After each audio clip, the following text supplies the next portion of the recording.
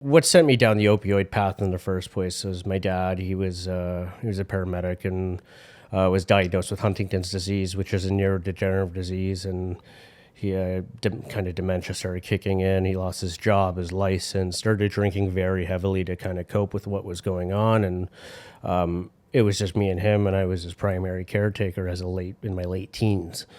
So I'm trying to build my life and figure out where I sit in the world, but then he started trying to take his own life on a fairly consistent basis, and then every single day, not knowing if you're going home to the worst day of your life, that level of stress for years just broke me. And then when he passed away and I found him, that was just the straw that broke the back, and that fell into opioids.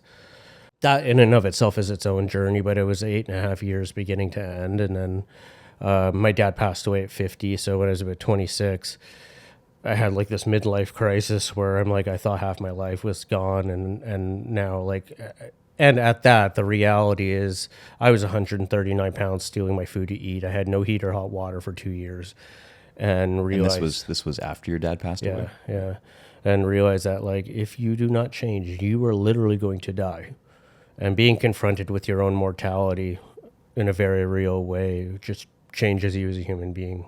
One day I was working my job, I'm not going to say the store, but I was working a job at a department store on cash, and you just take crap all day working at that place, and some guy has groceries, push them all through, 3 apples on the end, punch them on the scale.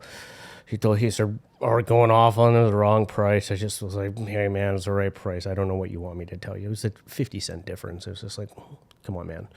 Grabs all his stuff, storms off, and grabbed one of the hard plastic signs that dangle in the produce bins that have the pricing on it, came back and frisbeed that thing square into my nose and cut my nose open at over 50 cents on 3 apples. Wow. And I properly snapped. Like, For sure. I've never been that irate in public before or since. So ended up, What happened to you guys? Was there like a store altercation? no, Really? nobody did anything. Long story short is I quit my job, and then I remember going home and just sitting in silence with my dog for like 2 hours and just thinking like, what am I going to do? I tried getting off opioids several times over that 8.5 years. It was my Mount Everest. It was like the be all end all, but I couldn't climb it to save my life. And I resigned myself at one point that this is going to be it. There's no getting out of this. So what's that like coming off of opioids? Like you just described it with an analogy, but you also said you had an opioid doctor. So explain that for people who don't know. Yeah, so with opioids, I started using like prescription painkillers like Percocets. That's where I started, and then that moved. Your tolerance goes up the more you take, and then that went up to OxyContin at the time. What was your highest dose? I was getting 580 milligram pills a day for a little over 2 years. I lost everything to it. I spent well over six figures on drugs, on pills. There was just never enough. So my dad, he had left me his house. He left me in a good financial spot. I could have been set for life. I was dating a girl at the time who I thought I was going to marry.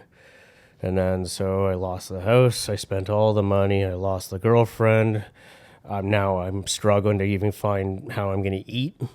And just I lost everything that meant my family wrote me and friends wrote me off, and I lost everything that meant anything to me. And then it was just like, yeah, okay, you need to do something here because you can't keep going like this.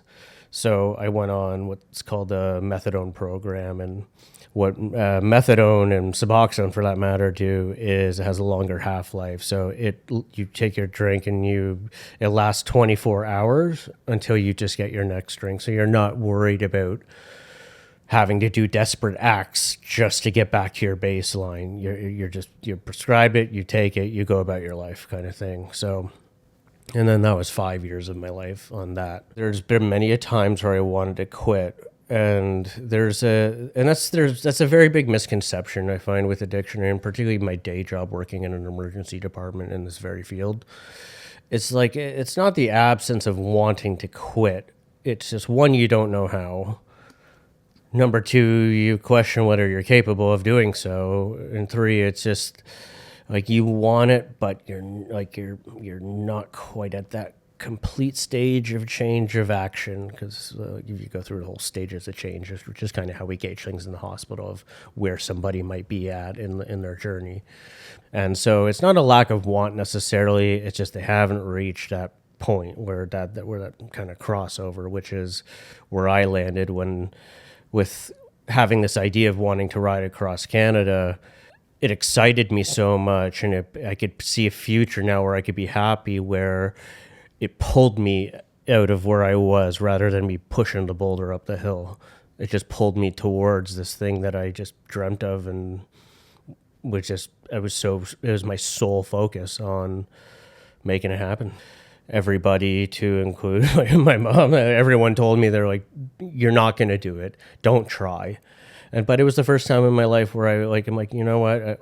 I know you don't think I can do it, but this is the first time in my life I'm doing something for me. I would rather go and fail and at least say I tried than not try and wonder